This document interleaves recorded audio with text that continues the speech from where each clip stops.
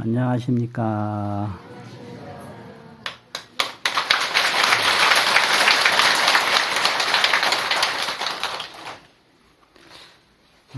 오늘 법문은 신심과 사량, 생각하는 거, 신심과 사량, 사량은 생각입니다. 이런 제목으로 말씀드리겠습니다. 신심이라 믿는 마음인데요.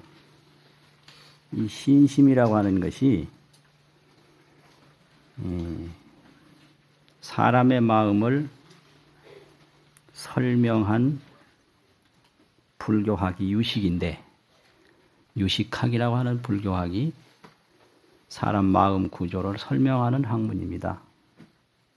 그런데 그 신심이 그 유식학 중에서 선심이 11가지가 있는데, 선십일.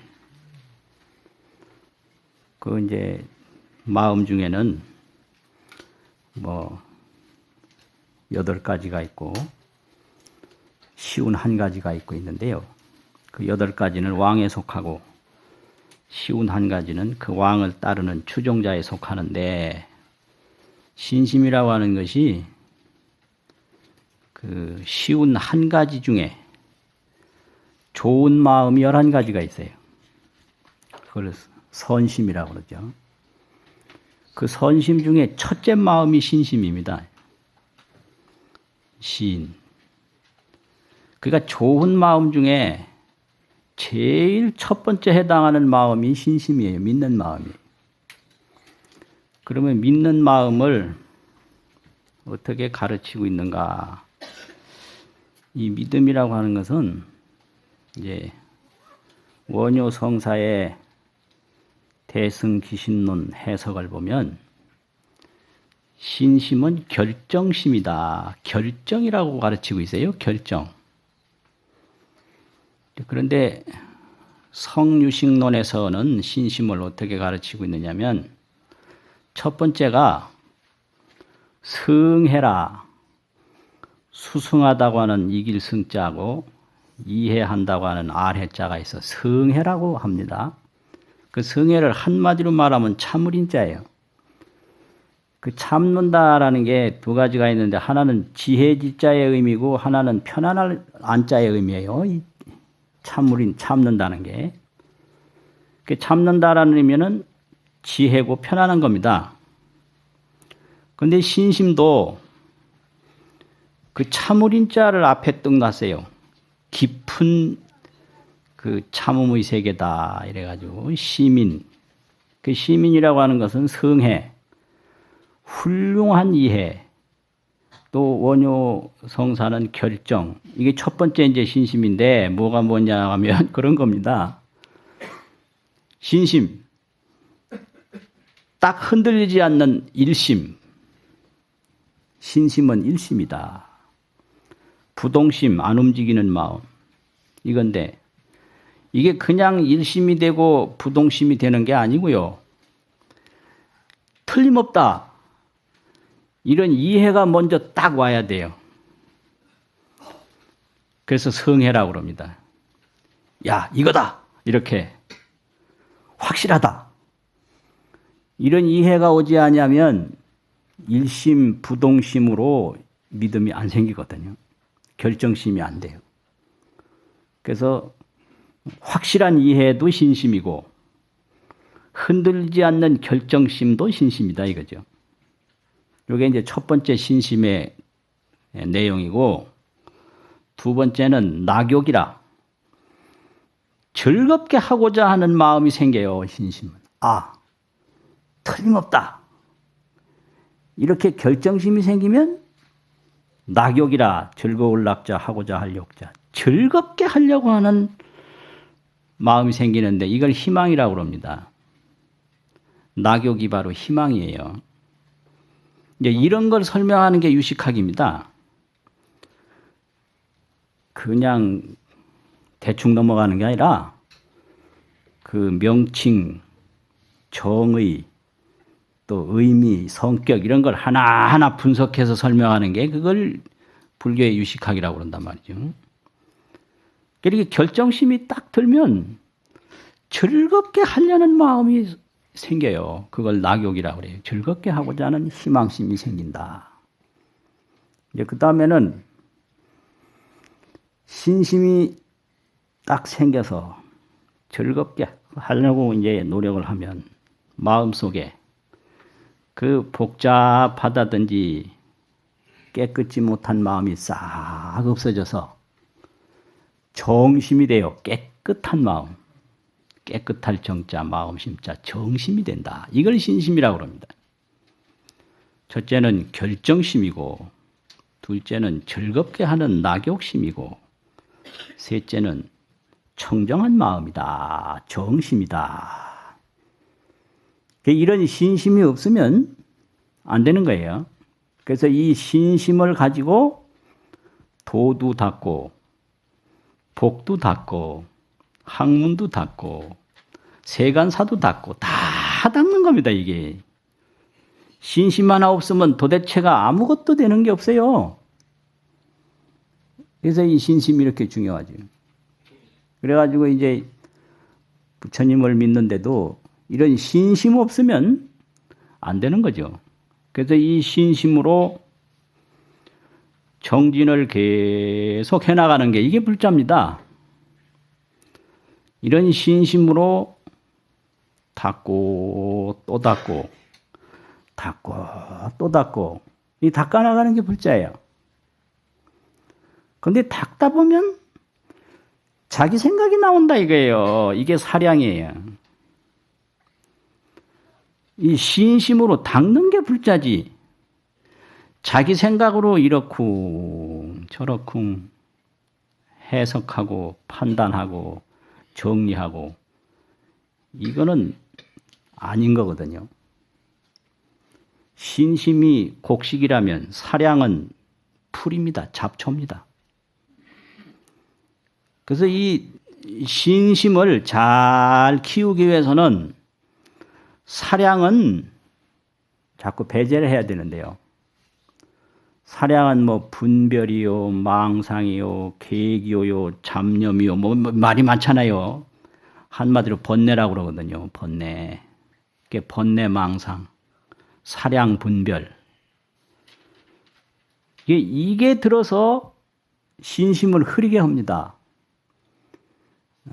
그래서 이 도를 닦는데 가장 장애를 주는 게 사량, 분별이거든요.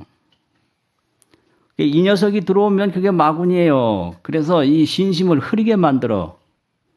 그래가지고 이게 정진을 해나가는데 굉장히 지장을 줍니다.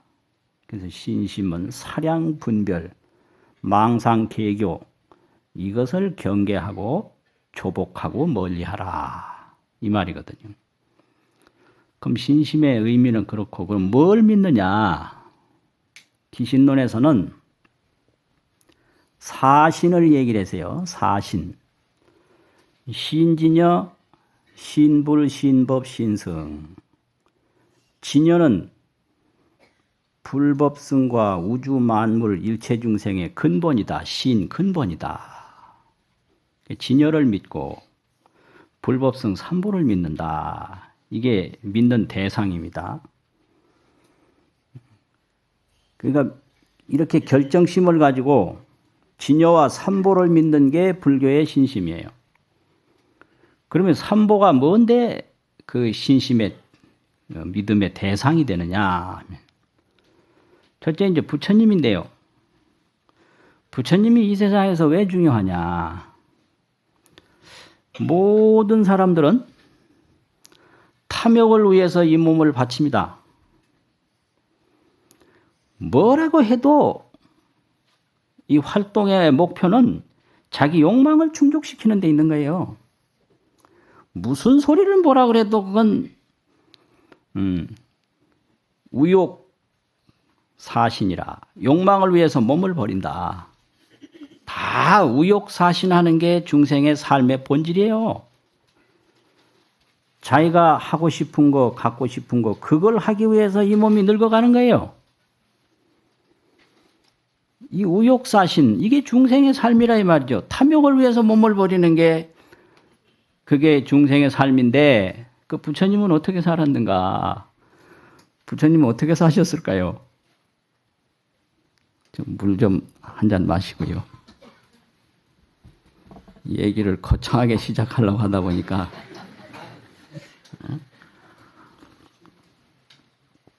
거창하게 시작할 게 전혀 없는데요. 내가 왜 사는가? 내가 이루고 싶은 거, 내가 가지고 싶은 거, 그걸 위해서 사는 거예요. 그러다 보면 몸은 점점 늙어가고 죽어가는 거예요. 이거 몸 버리는 거죠. 탐욕을 위해서 몸을 버리는 게 우리의 삶의 본질이에요. 뭐 이건 똑같습니다. 누구고. 근데 부처님은 탐욕을 위해서 돌아가셨을까? 아니에요. 부처님은 바로 해탈을 위해서 사신 분이에요. 그렇기 때문에 중요한 거예요. 부처님은 탐욕이 아니고 해탈이다. 해탈은 뭐냐? 열반인데, 열반이라고 하는 게 뭐냐? 그 생사 없는 자기 본래의 세계를 얻으셨다. 생사 없는 자기 본래의 세계로 돌아가셨다. 그걸 진여라고 하고 그걸 열반이라고 합니다. 그래서 부처님은 생사 없는 자기 본래의 세계로 돌아가셨는데 어떤 방법으로 돌아갔느냐? 그 돌아간 방법이 딱 하나예요. 여러 가지가 하나도 없습니다. 그럼 뭐냐? 탐욕을 충족시키는 방법이 아니고 탐욕을 정화시키는 방법이었어요. 요게 아주 중요한 차이점이에요. 우리 중생들은 부처님도 뭐 다 탐욕을 가지고 태어났죠. 탐욕을 조상들이 물려줬거든요. 근데 이 탐욕을 하나 충족시키고 둘 충족시키고 셋 충족시키면서 인생이 늙어가고 죽음이 옵니다. 그러면 가지고자 하는 탐욕은 아직 많이 있는데 몸만 먼저 가버리는 거예요. 그러니까 한이 생기는 거예요. 거기서. 내가 이루고 싶은 건 태산같이 많은데 몸은 벌써 죽는다. 이게 왜 어쩐 일인가 이래가지고 아이고 하고 우는 거예요. 또 그 다음 또 그렇게 반복됩니다. 억만 년이 돼도 탐욕을 충족하기 위해서 열심히 살았는데 탐욕은 남아있는데 몸은 가고 욕망은 남아있는데 몸은 가고 이래서 끝없는 윤회, 끝없는 고뇌가 계속되는 게 중생의 삶이에요. 그런데 부처님은 여기서 아주 획기적인 삶을 사신 거예요. 탐욕을 충족시키려고 할 게 아니라 탐욕을 정화시켜버리자. 그래서 탐욕 하나를 정화하면 모든 탐욕으로부터 일어나는 속박과 고통이 없어져 버려요. 그걸 해탈이라고 하고요.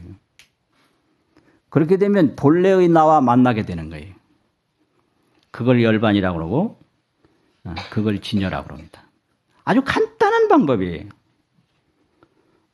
욕망은 다 똑같이 있는데 이걸 충족시키려고 하면 충족도 안 되고 고통만 따르는데 부처님은 그 방법을 안 쓰고 탐욕을 소멸시키고 깨끗하게 정화시켜서 모든 탐욕의 속박으로부터 벗어날 뿐 아니라 자기 본래의 그 자기를 만나서 그 지혜를 얻으셨다. 탐욕의 정화에서 지혜가 나옵니다. 우리는 이 탐욕에 물들은 번뇌 속에 살기 때문에 지혜를 못 얻고 있거든요. 그래서 부처님이 위대하신 거예요. 위대한 건 다른 거 아무것도 없습니다. 탐욕 하나 정화시킨 거 그거 하나뿐이에요. 중생이 왜 고통받느냐? 이 탐욕에 끌려서 사니까 거기서 고통이 오는 겁니다. 그거 하나뿐이에요. 그러니까 이 부처님 위대하시고 부처님의 가르침이 인과법을 딱 말씀해서 고뇌가 저 천지신명이 갖다 주는 게 아니고 조상이 물려준 게 아니고 역사와 사회가 물려주는 게 아니고 내가 만들고 있다. 자업자득, 유심소현. 이게 부처님의 가르침입니다. 자업자득과 유심소현이라는 것은 부처님 아니고는 안 가르쳐요. 오직 내 마음이 나타난 것이다. 근데 그런 부처님만 가지고 되느냐? 아니에요. 여기서 아주 위대한 것이 있는데 그게 바로 승보가 출연했다는 겁니다. 승보. 개의 서가모니 부처님은 보리수나무에서 출연하셨고 승보는 녹야원에서 출연했거든요. 배날에서 녹야원에서. 그러면 부처님이 이제 가르침을 펴는 것과 동시에 부처님 제자가 깨달음을 얻었어요. 부처님 제자가 깨달음을 얻으면서 승보가 생겼습니다. 그래서 그 승보는 부처님으로부터 물려받은 것인 동시에 또 새로운 역사가 출발하는 거예요. 그래서 그 사자상승으로 부처님 제자에서부터 제자로 오늘날까지 이제 내려오는데, 그러면 오늘날까지 전해지는 부처님 제자들하고 제일 먼저 전해주신 부처님하고는 어떤 차이가 있는가? 똑같냐? 똑같지 않죠. 그럼 다르냐? 다르지 않죠. 이걸 연속체라고 합니다. 연속체. 연속성이 있는 거예요. 연속. 이걸 상속성이라고 그래요. 계속 이어주는 게 있어요. 이렇게 연속성, 상속성. 이걸 또 사자상승이라고 그러죠. 이어가는 거. 이 상승이라고 하는 것은 똑같은 게 절대로 아닙니다. 또 다른 게 절대로 아닙니다. 그래서 이 승보가 오늘날까지 전해짐으로 말미암아 부처님 법이 세상에서 빛을 발하는 거예요. 그래서 불법성 삼보라는 것은 이렇게 중요합니다. 그러면 이걸 비유로 말하면 뭐가 되냐면, 부처님이 법을 먼저 설하신 것은 제일 먼저 발견하신 불을 가지고 다른 데다가 이렇게 점화를 시키는 거예요. 점화. 그게 설법입니다. 그러면 그걸 받아들이면 그게 점화가 된 건데, 점화가 돼도 깊게 깨닫지 못하면 사라져버려요. 그럼 깊게 깨달아야 그게 생명력이 일어나는데 그걸 발화라고 그래요. 발화. 불씨 하나가 온 산천을 다 태우는데 어째서 태울 수가 있는가? 점화가 아무리 돼도 하나하나 풀이나 나무에서 새롭게 불이 발화가 되지 않으면 안 탑니다. 그게. 또 옮겨 붙으면 거기서 또 불 또 일어나는 거예요. 또 옮겨 붙으면 거기서 불이 또 일어나고, 계속 발화가 되고 또 점화가 돼서 온 산천을 불씨 하나가 다 태우거든요. 이 성보가 이와 같습니다. 부처님이 제자한테 떡 설법하면 그다가 점화를 시킨다. 불을 또 옮겨 붙여. 그럼 그게 아무 반응이 없고 신심이 안 생기고 거기에 깨달음이 안 생기면 사그러져 버려요. 거기서 화들짝 불이 일어나면 막 탄단 말이에요. 거기서 또 불을 옮겨주면 또 타요. 어디 가서든지 아무리 점화를 해도 돌멩이 위에다가 아무리 불을 붙여도 거기서 발화가 안 되니까 떨어져 버려. 그럼 부처님 이후에 그 10대 제자, 그런 제자라든지 용수, 마명 같은 그런 제자라든지 그 훌륭한 무슨 달마와 같은 그런 고승들이 있는데, 완전히 부처님이 부처님의 불씨를 이어받아서 자기에게서 새로운 그 발화가 돼서 활활 타서 또 물려주고, 이런 게 승보기 때문에 이 승보가 오늘날까지 전해진다는 건 대단히 중요한 거거든요. 그래서 부처님하고 똑같지도 않으면서 부처님하고 다른 것도 아니다. 부처님의 연속성이요, 부처님의 상속성이다 이 말이죠. 그래서 신심은 점화시키는 것과 같고 발심은 발화가 된 것 같아요. 그래서 발심이 돼야 이제 정말로 부처님의 법을 참으로 펼 수 있는 보살이고 도인이 되는 겁니다. 근데 그게 신심으로부터 생기는 거지 신심 없으면 안 되거든요. 그러니까 이 불법성 삼보라는 게 이렇게 중요해요. 그러면 이런 그 밑바닥엔 뭐가 있냐? 부처님도 가장 중요시 여기는 게 진여예요. 중생의 근본도 진여고. 그래서 화엄경 제일 마지막 부분에 어떤 말이 있느냐면 허공, 진여, 실제. 실제라는 말이 있잖아요. 궁좌, 실제, 중도상 그런 말 있죠. 실제. 열반, 법성, 정멸. 이제 이런 것들이 있기 때문에 유유여시 진실법이 오직 이와 같은 진실법이 있어서 가히 현시여 열애라 열애를 나타내 보일 수가 있다. 이렇게 설명했어요. 그게 부처님이 누구냐? 부처님은 바로 정멸, 생멸 없는 정멸, 또 법성, 만법의 본성, 열반, 실제, 진여, 허공 이런 법으로만이 부처님을 보일 수가 있다. 이랬어요. 그러니까 부처님은 허공과 같다. 부처님은 아무리 세월이 오라가도 변하지 않는 거 본래 그 진실상하고 같다 이래서 진여거든요. 진실상하고 같다고 그래서 진여예요. 그런 것으로서 부처님을 나타내 보일 수가 있다. 이게 이제 화엄경에 있는 개성이고요. 그리고 화엄경 제일 첫 번째 보면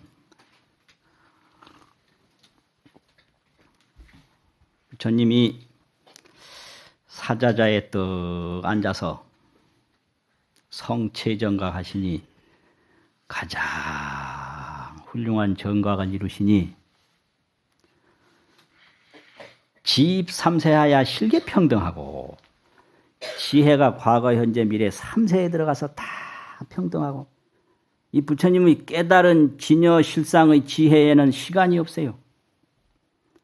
시간 없는 세계. 이게 부처님이 도달한 세계고 깨달은 세계입니다. 시간 없는 세계. 지입 삼세라 지혜가 삼세에 들어갔다. 생각에는 삼세가 있는데 과거, 현재, 미래가 있는데 지혜에는 삼세가 없어요. 그래서 평등해요. 그리고 기신이 충만 일체세간이라 부처님의 몸이 일체세간에 가득하다. 이 공간이 없어요. 이게 부처님이 깨달은 지혜입니다. 이게 법성이고 이게 진여고 이게 정멸입니다. 이제 이런 세계를 하나 더 얻어놓으면 이것이 이 불자가 돌아가야 할 최상의 목표예요. 이 생사 없는 해탈, 시간과 생멸이 없는 이 진여, 정멸, 열반, 법성 이 자리인데 이건 한마디로 말해서 불지혜다. 부처님의 지혜다. 이거죠. 이것이 그럼 왜 안 나타나느냐? 탐욕, 번뇌가 가려서 그렇다 이거죠. 그래서 이걸 얻는 방법은 욕망을 채우는 방법으로 얻어지는 게 아니라 욕망을 소멸시키고 정화시키는 방법으로 얻어진다. 이게 참 묘해요. 그래서 이런 것을 경상도 말로는 디비 쪼온다고 그래요. 디비 쪼온다고. 디비라는 게 뒤집어서 한다, 쪼온다라는 게 애쓴다 이 말이거든요. 뒤집어서 애쓰는 거예요. 디비 쪼는 거예요. 욕망을 채워야 되는 줄로만 중생이 아는데 욕망을 정화시켜야 되는 줄은 까맣게 모르거든. 그래서 도를 닦다가도 욕망 충족 쪽으로 자꾸 유혹이 생기는데 이걸 마군이라고 그래요. 도를 자꾸 다 욕망 소멸 쪽으로 하는 건 정진인데 욕망 충족 쪽으로 하는 건 마군이에요. 근데 하다 보면 욕망 충족이 자꾸 일어나거든. 그러니까 이걸 완전히 항복시키는 게 항마성도라고 합니다. 마구니를 항복시키고 성도했다. 그래서 욕망을 충족이냐, 욕망을 정화냐. 욕망을 정화시킬 때 이런 본래의 모습을 볼 수가 있지. 이걸 자꾸 충족시키면 눈을 점점 더 가리기 때문에 안 되거든요. 요점이 아주 이제 중요한 거예요. 그래서 부처님의 지혜는 허공과 같다. 허공과 같은 이런 건데, 허공이 시작이 있나요? 끝이 있나요? 보이는 게 있나요? 안 보이는 게 없나요? 일체 생각할 수 없는 게 허공이거든요. 그래서 이제 이런 법을 이렇게 믿고 잘 닦으면 그게 공덕인데요. 이 신심으로 공덕을 잘 닦으면 되는데, 이 중생이 이게 가다가 또 욕망이 일어나고, 가다가 욕망이 일어나고, 이런단 말이에요. 이걸 번뇌라고 그래요. 번뇌는 뭐냐? 욕망이다. 근데 욕망은 채우려고 하면 내 몸만 상하지 결과는 허탈해요. 이게 참 문제예요. 그래서 다 조상들이 욕망으로 고통받고 욕망으로 죽어간 것이 우리 조상입니다. 우리는 그 조상을 물려받았으니까 우리도 똑같습니다. 근데 그 지혜에 볼 때 그 욕망을 위해서 생각하고 움직이는 게 얼마나 허망하냐. 그래서 이제 서산 스님께서 임종계를 더 하나 지으시고 돌아가셨는데, 그 임종계가 천사만사량이 1000번 생각하고 10,000번 생각하는 천사만사량이 홍로 일점설이라, 홍로라고 하는 것은 용광로처럼 활활 타오르는 화로를 말합니다. 일점설이라는 건 거기에 눈 한 점 딱 떨어뜨리는 것 같다. 우리 생각이라는 게 그 모양이에요. 그렇게 허망한 게 우리 생각인데 그 생각을 붙들고 사는 게 우리 자신입니다. 그래서 또 돌아가실 때 보니까 니우가 수상행이요 진흙소가 물에 들어가고, 진흙소가 물에 들어가면 그건 어떻게 되겠어요? 그냥 한순간에 진흙 다 해체가 되겠죠. 그런 겁니다. 이게 그 욕망의 끝자락이 그런 거예요. 생각의 끝자락이. 중생의 생각이 그냥 인연 따라서 그렇게 허망하게 사라지는 겁니다. 그리고 대지 허공열이라, 이 온 대지 허공이 다 그대로 없어진다. 이런 본문을 하셨어요. 그래서 절에서 어릴 때부터 쭉 하신 법문을 가만히 지금 와서 돌아보면, 젊을 때 들을 때는 그 법문이 중요한지 전혀 몰랐습니다. 근데 요즘 생각하니까 그렇게 중요해요. 그 여러분들 이 불교 TV 이 법당에 오셔서 법문 듣는 거 지금은 전혀 중요한 줄 모르고 들을 수도 있어요. 근데 나중에 보면 이게 기가 막힌 법문들입니다. 그러니까 사량분별로 괜히 스스로 판단하지 마시고 아주 일심정성으로 잘 들으세요. 그러면 자기 깨달음에 그렇게 중요할 수가 없습니다. 그래서 항상 간절하는 게 자신의 생각을 경계하고 신심으로 닦아라. 법문의 골자는 천분 만분이 해도 그거예요. 신심으로 공덕을 닦고 자기 생각으로 판단하지 마라. 사량분별 내지 마라. 만날 법문이 그거예요. 사량분별 내지 말고 신심으로 닦아라. 그 법문을 또 잘 들어야 그게 또 되는 겁니다. 그럼 사량분별 참 무섭거든요. 이제 어릴 때부터 듣던 법문이 바로 그런 거예요. 제일 많이 듣는 게 백장야호라는 법문이 있는데요. 무문관이라는 책이 있는데 거기에 중요한 화두를 48가지를 정리해서 해놓은 게 있는데 거기 두 번째 나오는 화두인데요.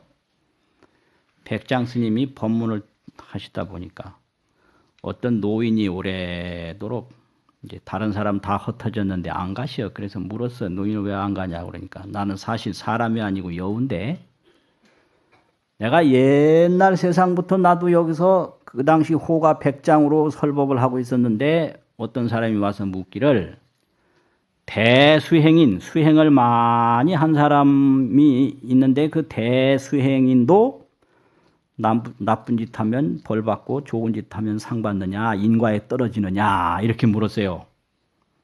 그러니까 자기가 그때 대답을 하기를 불락인과라, 인과에 안 떨어진다 하고 대답했다. 그거 한마디 대답하고 여우 몸을 500생 동안 지금까지 받았다는 거예요. 이게 무서운 거예요. 이거는 그 자기 생각대로 부처님 법을 전하면 큰일 난다는 소리도 거기 있고요. 그 말 한마디 딱 하고 500생 동안 여우 몸 받았다 이거예요. 그럼 내가 어떻게 이걸 말을 잘못해서 여우 몸을 받았습니까? 이렇게 묻거든. 그러니까 지금 현재 백장 그 큰 스님이 그러면 나한테 다시 물어라. 다시 물어. 대수행인이 인과에 떨어집니까? 그러니까 불매인과라. 떨어질 낙자가 아니고 어두울 매자, 인과에 어둡지 않다. 그 말 한마디 딱 듣고 여우 몸을 벗었어요. 해탈을 했어요. 자, 그러면 이 첫째는 경계하는 게 부처님 법을 자기 생각대로 말하지 마라 이게요. 큰일 난다. 그래서 대수행인이 인과에 떨어지지 않는다 이 말 한마디 했다가 500생 동안 여우 몸을 받았다. 그런데 이제 후백장은 인과에 어둡지 않다 이렇게 했는데 여우 몸을 해탈하게 해줬다.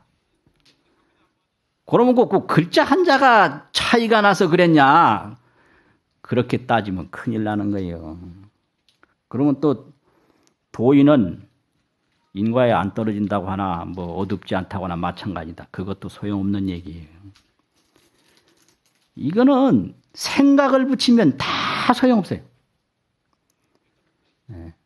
근데 그 당시에 이제 그 백장 스님이 그 여우를 화장을 또 해 마치고 저녁에 법문을 해서 그런 내역을 쭉 얘기하니까 백장으로부터 인가를 받은 상수제자 황벽이 있었는데 황벽이 탁 질문을 하기를 그러면 한마디 잘못 말하고 여우몸 받았는데 질문할 때마다 전부 옳게 말한 선지식은 뭐가 됩니까? 이렇게 물었어요. 이게 법이에요. 예? 누가 질문해도 하나도 틀리지 않고 옳게 말한 그 도인은 뭐가 됩니까? 이렇게 물었거든. 이게 생각 가지고는 도저히 안 되는 거예요. 그래서 이 생각이 얼마나 허망하냐 알 수가 있어요. 그러니까 이제 백장이 황벽을 보고 이리 와라, 이리 와라. 내가 너한테 말해주겠다. 그 황벽이 왔어요. 와가지고 백장의 말을 기다리는 게 아니라 황벽이 먼저 손바닥을 탁 들어서 자기 스승인 백장 스님을 몸에 닿도록 때렸느냐, 손바닥만 탁 들어서 때려놓은 신용만 했느냐, 그거는 중요하지 않아요. 손바닥을 하나 탁 해서 줬다 이게요. 여사 일장이라 사에게 일장을 주었다. 그러면 뺨을 쳤든지 그 차마 뺨은 안 쳤겠으리라고 생각이 들어요. 뭐 손에 손을 댔든지 하여튼 일장을 준 거예요. 그냥 신용만 했든지 그게 상관없어요. 맞아도 그거는 황벽이 이거는 손바닥 한 번 준 거고 그 어째서 이런 말을 했느냐. 그 법으로 보면 백장 스님이 맞을 짓 했어요. 법이라는 건 이런 거예요. 거긴 생각이 붙을 수 없는 자리예요. 왜 맞았느냐. 이렇기 때문에 맞았다. 소용없어요. 그러니까 그때 백장 스님이 자기 손뼉을 치면서 박수코 웃으면서 말하기를 뭐라고 그랬느냐. 그 오랑캐 수염이 붉은 줄 알았었는데 붉은 수염에 오랑캐도 있구나. 이렇게 대답을 했어요. 그게 백장 스님 법문. 황벽이 한데 손바닥을 치니까 그때 이제 백장이 자기가 자기 박수를 치면서 오랑캐 수염이 붉은 줄 알았는데 붉은 수염에 오랑캐가 있구나 이랬어요. 이게 뭔 소리요?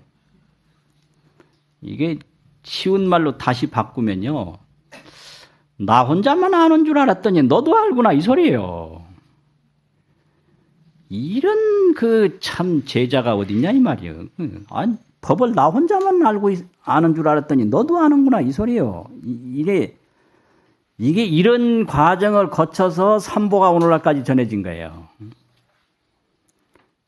그래서 이제 백장이 그런 황벽 같은 제자가 이제 딱 나타났으면 그 법이 황벽에게서 스스로 발화가 된 거예요.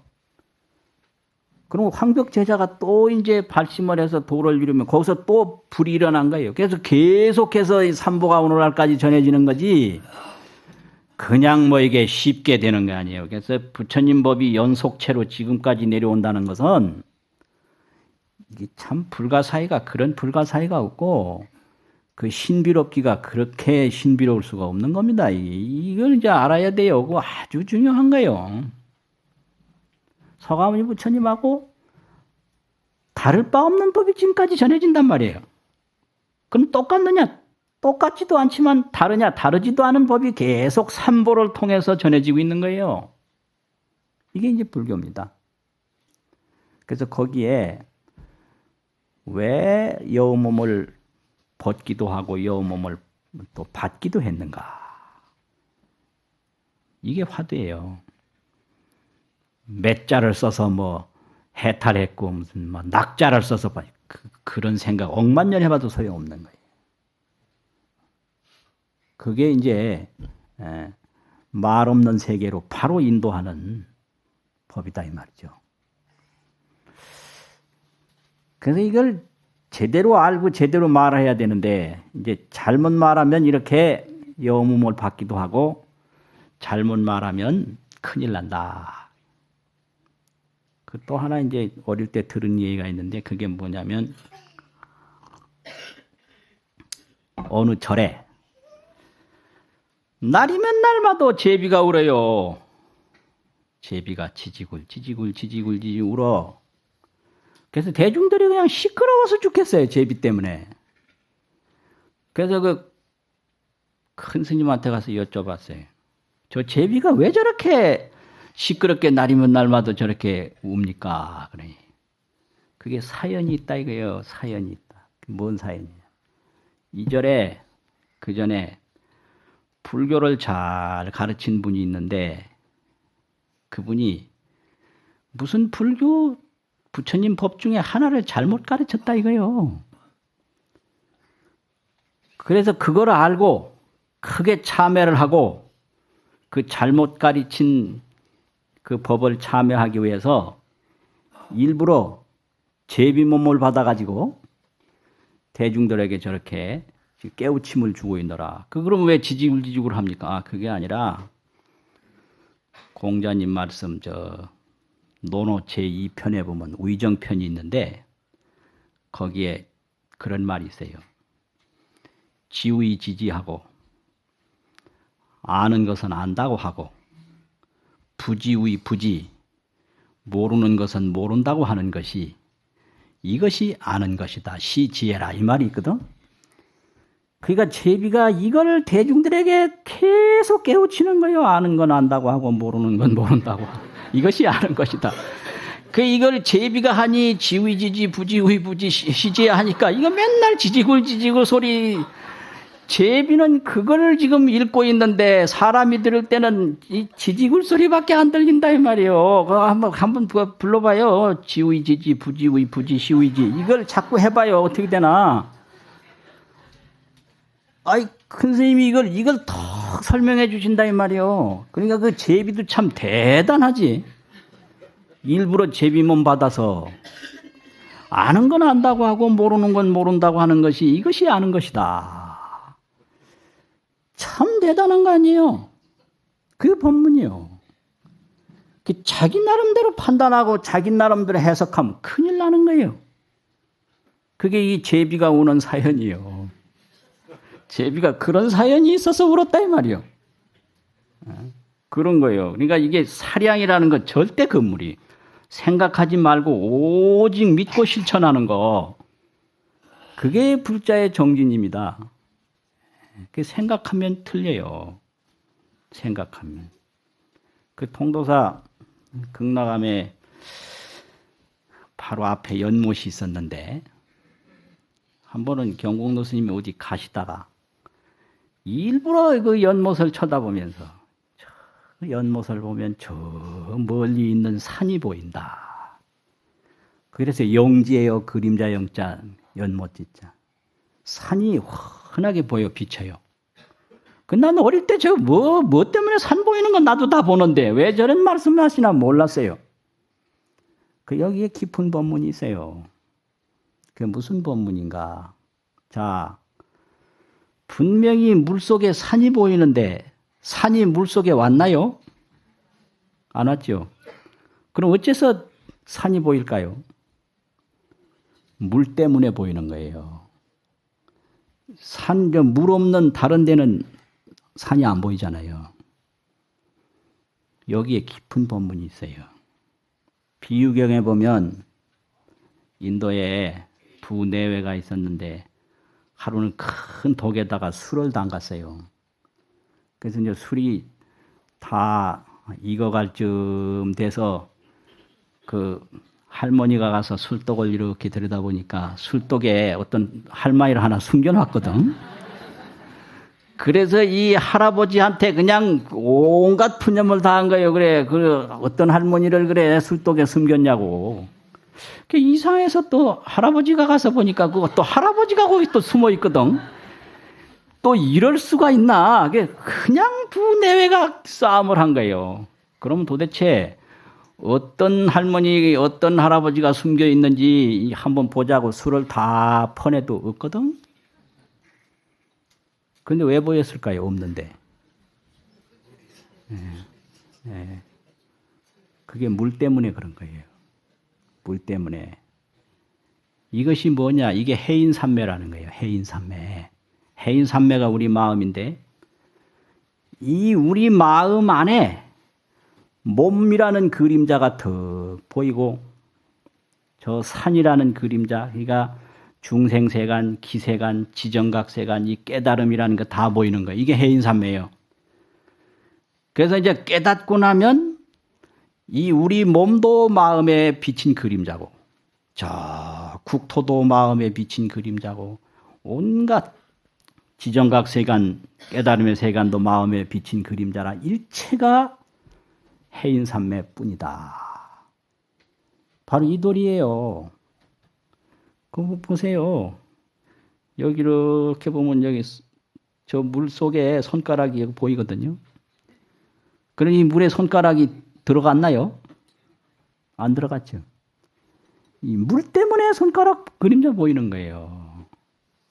그래서 모두가 우리 지혜의 그림자다. 이걸 설명한 게 해인산매예요. 해인이라는 게 바다에 비쳤다. 그 바다가 뭐냐? 우리 마음이에요. 근데 이걸 까맣게 모르는 거예요. 그런 거를 믿고 왜 안 보이냐? 탐욕의 그림자가 꽉 차서 못 찾는다 이게. 그러니까 그걸 믿고 공덕을 닦으면 이제 그런 것이 다 본내가 이제 맑아져서 환하게 보이는데 그걸 정각이라고 그래요. 그래서 오늘 마지막 법문은 그런 거 있어요. 비유인데 어떤 사람이 이렇게 혼자 지나가다 보니까 그림자가 따라와요. 그래서 그림자를 보고 얘기를 해요. 너 어디서 왔냐? 그래. 그림자가 쉬쉬 말하지 마라. 쉬. 뭐냐? 내가 너한테서 생겼다. 한번 읽어볼게요. 영녀의 경자 하철에 오 지지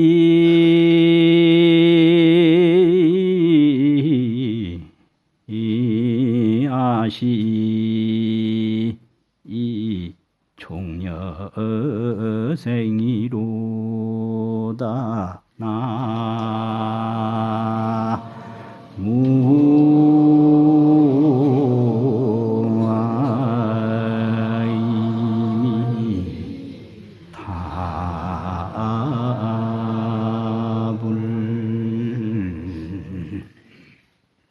영력영자야.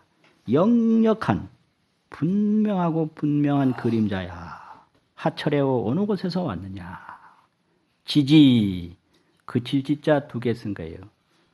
말하지 마라. 쉬시. 아시 종려생이라 나는 너로부터 왔다. 너로부터 생겼다. 이것으로서 오늘 법문 마치겠습니다.